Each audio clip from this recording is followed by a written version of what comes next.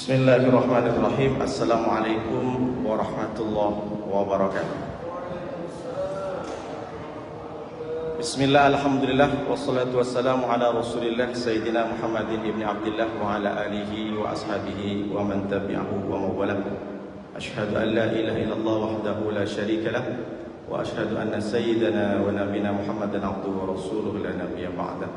Allahumma salli ala Sayyidina Muhammad wa ala ali Sayyidina Muhammad.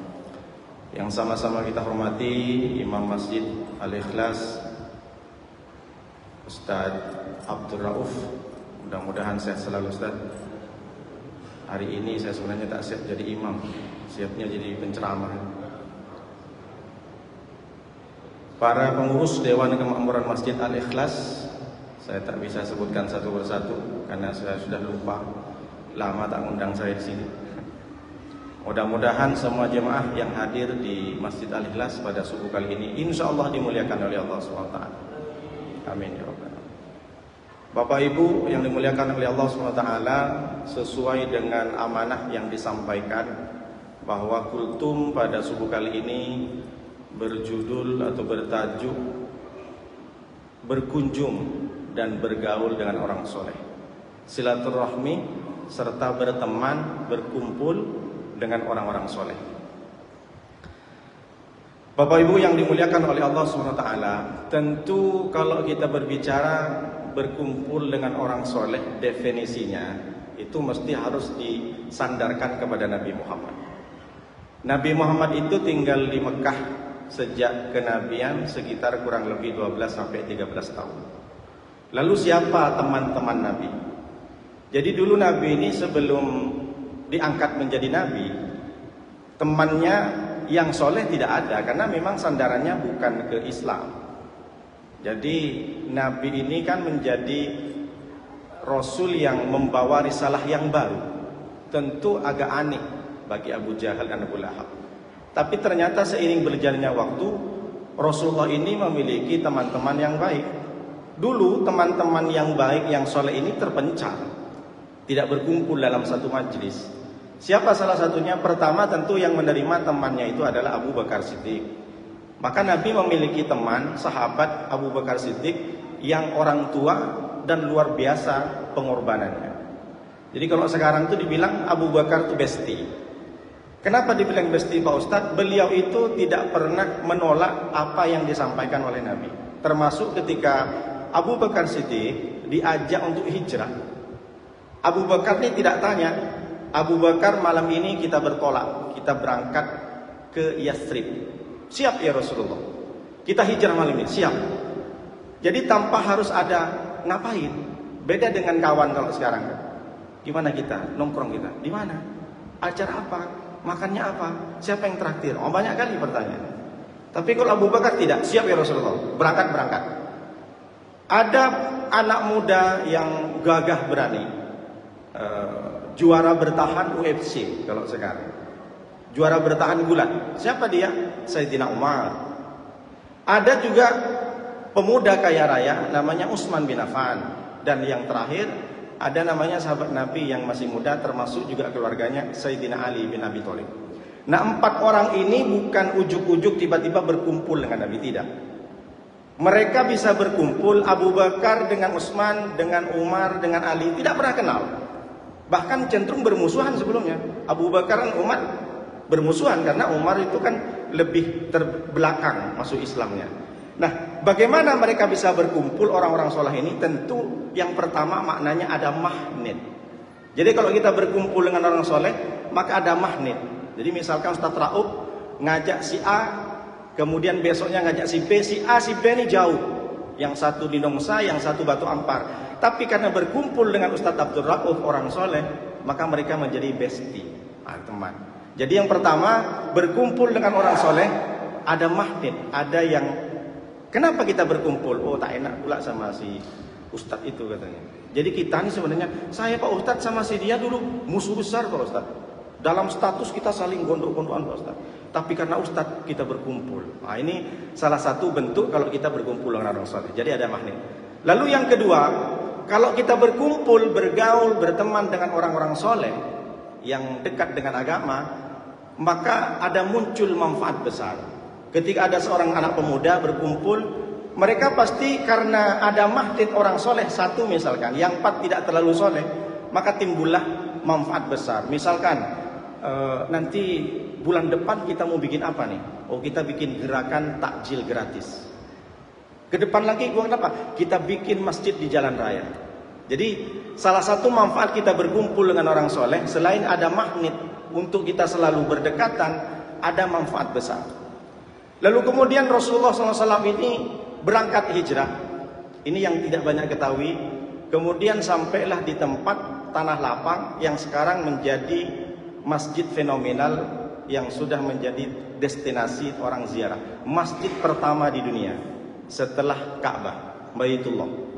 Apa dia? Masjid Quba. Banyak orang tak tahu di mana tinggal Rasulullah 4 hari 4 malam itu, di tanah yang sekarang sudah jadi Masjid Quba. Man ata masjidan, siapa yang datang ke Masjid Quba ini, maka dia sebelum berangkat dia sudah punya wudu, sholat 2 rakaat seperti pahalanya umroh.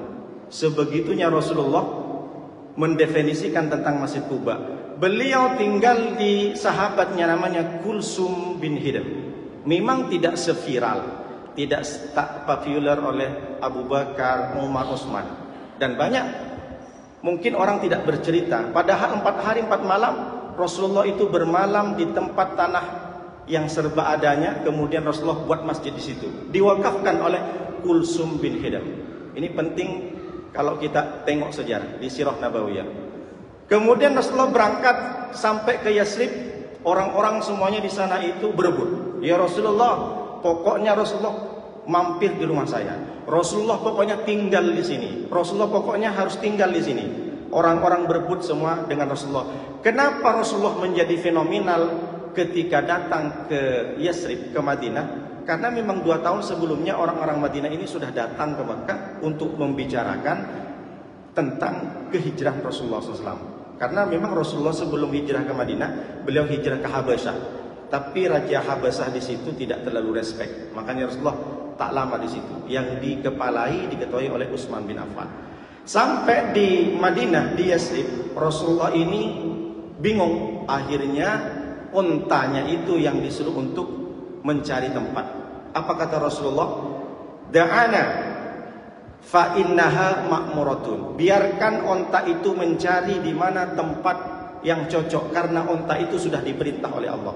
Karena Rasulullah kalau mengambil tanah yang diambil dari sahabat lain, pasti iri yang lain. Akhirnya onta itu berhenti di tempat siapa? Rumahnya namanya Ayyub Al-Ansori. Tambah lagi teman-teman soleh dari Rasulullah SAW, dan banyak orang tidak tahu. Lama di situ Rasulullah 7 bulan. Maka buat masjid Rasulullah itu di sampingnya, di mana tanahnya bukan punya tanah Ayyub Al-Ansori, tapi punya anak yatim 2 orang, dibeli oleh Rasulullah.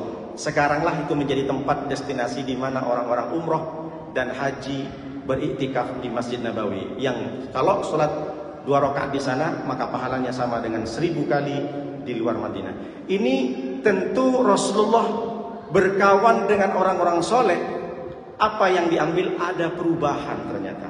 Jadi bukan hanya sekedar berkumpul, bukan hanya sekedar ngopi, bukan hanya sekedar makan-makan, kongko dan sebagainya. Tapi ada manfaat besar, salah satunya adalah perubahan. Dan sesuai dengan apa yang disampaikan oleh ulama tasawuf Ibnul Qayyim Al-Jauzi dalam kitabnya, apa kata beliau? Majalisatus sholihin, berduduk, berkumpul dengan orang-orang soleh, tahawwalaka, akan mengubahmu min sittatin ila sittatin. Dari 6 hal yang buruk menjadi 6 hal yang baik. Jadi kata Ibnul Qayyim Al-Jauziyah, kalau kita berteman, kalau kita bergaul, kalau kita berkumpul dengan orang-orang soleh, maka ada perubahan yang nampak. Dari 6 yang sifat buruk dimiliki orang itu, maka akan menjadi 6 yang baik. Apa salah satunya? Yang pertama, minasyakki ilal yakin. Yang awalnya dulu ragu dengan agama, ragu dengan akidahnya, dia menjadi yakin. Lalu yang kedua, yang akan dirubah ketika berkumpul dengan orang soleh, kata Ibnu Qayyim Al-Jauzi, adalah minal kibri ila tawadu, dari punya sifat sombong menjadi rendah hati. Wa minal ghaflati, dan dari pelupa ila dzikri, menjadi orang yang selalu berzikir. Dan yang keempat, minar riya ila ikhlas, dari sebelumnya dia suka pamer riya menjadi orang yang ikhlas. Dan yang kelima, minar rugbati fid dunya ila rugbati fil akhirah, dari awalnya dia ambisius, serakah tamak dengan dunia, maka dia menjadi ambisius dan serakah kepada akhirat. Dan yang terakhir kata Ibnul Qayyim al-Jauziyah, min su'in niyati, dari sifat-sifat buruk niat yang tak baik, sering bicara yang tak bagus, sering bicara sumpah serapah, menyakiti orang lain, menjadi ilan nasihah, menjadi kebaikan-kebaikan. Tentu 6 ini kita mesti harus dikaji lebih dalam lagi, bahwa ketika kita berteman dengan orang soleh, duduk berkumpul dengan orang yang soleh, yang dekat dengan Allah, tentu ada perubahan yang nampak dalam diri kita. Pertama adalah syak ilal yakin, ragu. Jangan dianggap ragu ini adalah sesuatu yang biasa. Ragu ini Pak adalah penyakit hati yang paling tinggi, daripada iri, daripada dendam, daripada busuk hati yang lainnya. Kenapa Pak Ustaz?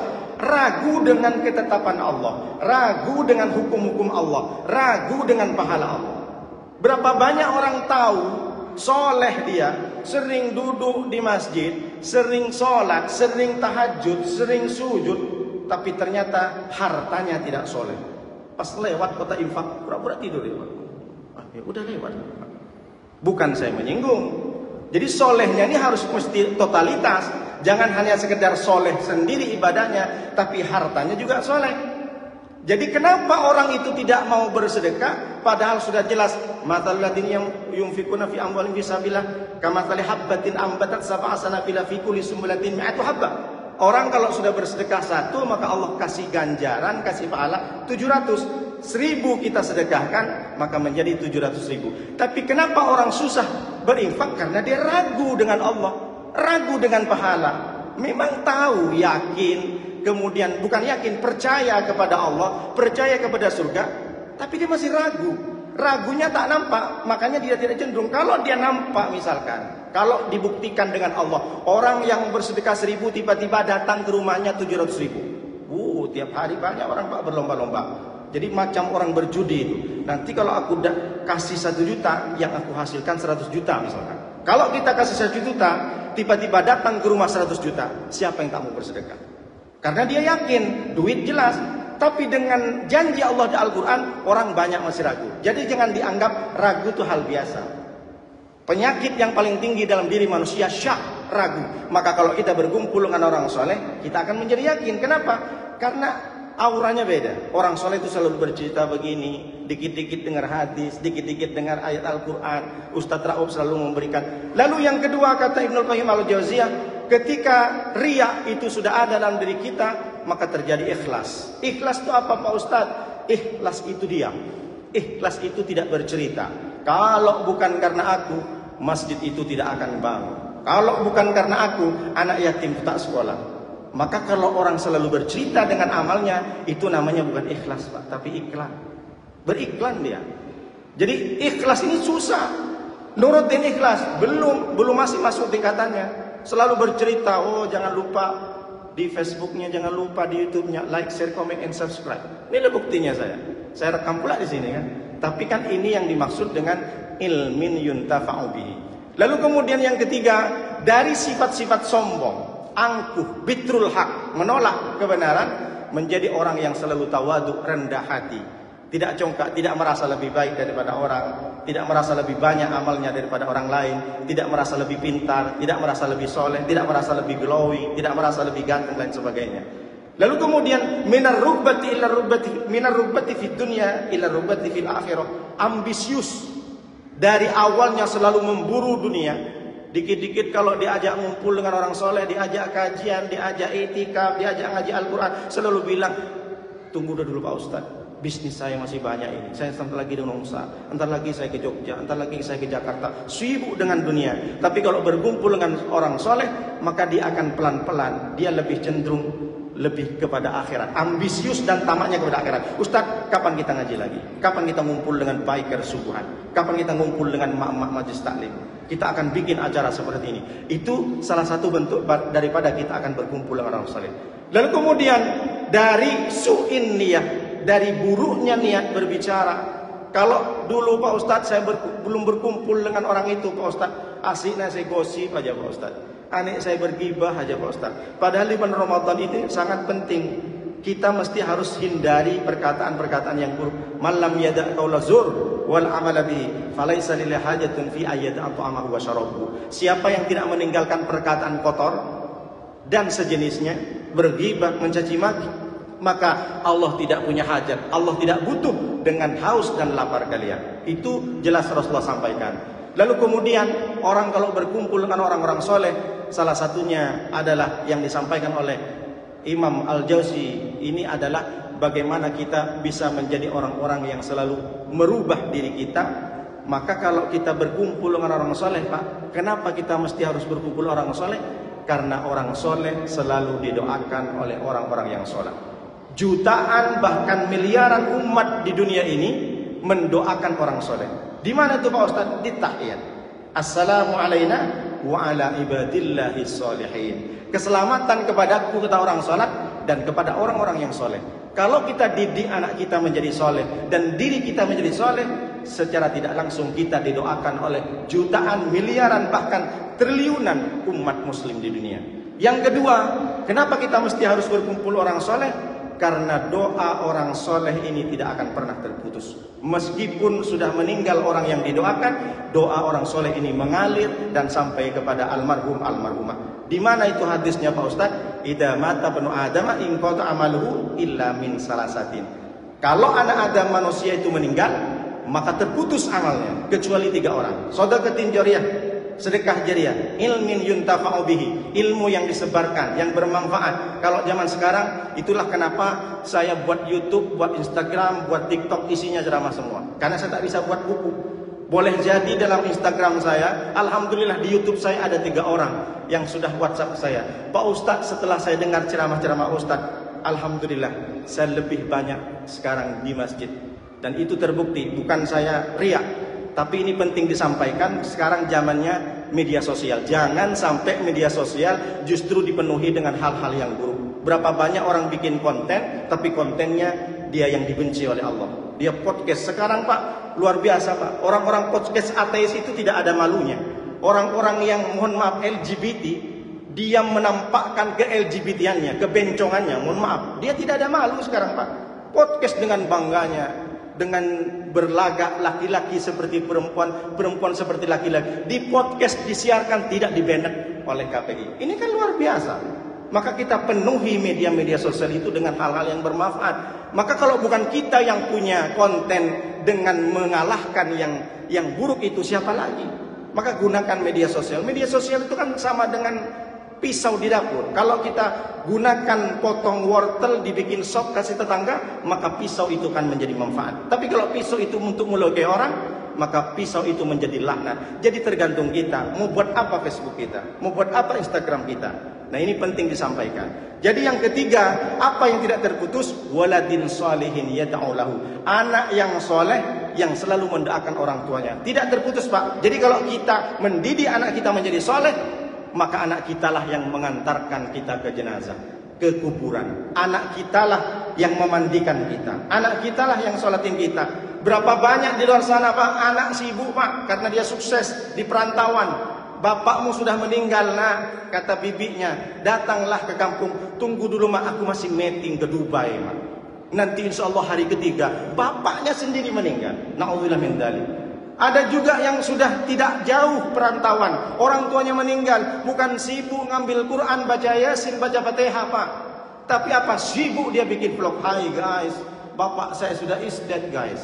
Mohon doanya guys. La ilaha illallah. Mestinya ketika orang tua sudah meninggal, ambil Quran, menangis. Bukan al-fat yang dibawa. Orang tua kalau sudah meninggal tak butuh dengan duniamu, tak butuh dengan hartamu. Yang dibutuhkan adalah doamu. Kenapa? Anak yang soleh ketika mendoakan orang tua yang sudah meninggal puluhan tahun, mereka akan mendapatkan. Ini pentingnya kenapa kita berkumpul dengan orang soleh. Karena doa orang soleh tidak akan pernah putus. Lalu yang ketiga, kenapa kita harus berkumpul dan berteman dengan orang soleh? Wa huwa yatawalla sholihin. Allah akan selalu mengurus orang-orang soleh. Kau jangan sibuk urus Allah. Cukup kau urus salatmu, perbaiki salatmu, urus puasamu, puasamu menjadi puasa berkualitas, maka Allah akan urus hidupmu, maka Allah akan urus rezekimu. Nabi Musa Pak tidak sibuk ngurus Fir'aun, tapi Fir'aun yang ngurus Allah. Kenapa? Karena Fir'aun mati bukan karena senjatanya Nabi Musa. Nabi Musa hanya perantara membelah laut, tapi Fir'aun yang mengaku Tuhan. Allah urus, tidak perlu kau urus Fir'aun Musa. Kau tetap berdakwah, kau ajak orang untuk masuk ke jalan Allah. Dakwah si Fir'aun. Tak perlu kau sibuk bagaimana cara membunuh Fir'aun. Fir'aun terlalu kuat, biar aku yang urus. Seakan-akan Allah menyampaikan seperti itu. Karena memang Allah janjinya wa yatawallas shalihin. Karena yang mengurus orang-orang soleh itu langsung Allah. Kau jangan sibuk dengan urus Allah. Urus salat, urus puasa, urus haji, urus umrah, urus sedekahmu, maka Allah akan urus hidupmu dengan sejahtera. Fir'aun mati bukan karena pedang Nabi Musa. Fir'aun mati bukan karena tongkat Nabi Musa. Fir'aun mati kesedak air asin, air laut Pak. Ada anak-anak tanya sama saya, Pak Ustadz, enak kali Fir'aun ya, matinya nggak tragis, hanya tenggelam di laut. Kamu belum tahu gimana rasanya kesedak air asin. Enggak Pak Ustadz, nah, coba ambil air sebelah ini. Ambil air 2 liter, kau ambillah 2 kilo garam, kau seduh di situ, habis itu kau istinsak. Nah, biar merasakan bagaimana kesedak air asin. Oh iya Pak Ustaz. Jangankan kesedak air asin Pak, kita istinsak wudu itu Pak, sakit hidung kita Pak. Padahal air biasa, air putih. Mau macam-macam sama Allah. Jadi dikira Fir'aun itu tidak tragis. Mereka kesedak air laut sebanyak itu masuk ke tenggorokannya, masuk ke hidungnya. Begitu juga Nabi Ibrahim. Tidak perlu sibuk-sibuk urus Namrud. Bagaimana Namrud itu bisa binasa. Tapi cukup Allah kirimkan seekor nyamuk yang kecil. Masuk dia ke kupingnya. Dari kuping masuk ke otaknya. Membunuh selaput darah. Membunuh pembuluh darah di otak. Pecah darah otaknya. Sakit, pusing, puyeng si Namrud. Bagaimana caranya dia? Diantukkan kepalanya ke dinding. Belum bisa hilang sakit nyamuk yang menggigit selaput atau pembuluh darahnya. Akhirnya karena belum bisa hilang pusingnya, diambillah palu kodam yang besar oleh Namrud yang dia punya, diantukkan ke kepalanya, dipukul kepalanya berkali-kali karena pusing. Hanya seekor nyamuk kecil Pak, pecah otaknya, hancur berkeping. Bukan karena dibunuh oleh Nabi Ibrahim, tapi cukup Allah urus. Kenapa bisa begitu? Karena solehnya Nabi Ibrahim. Begitu Allah disampaikan doanya, Allah terima.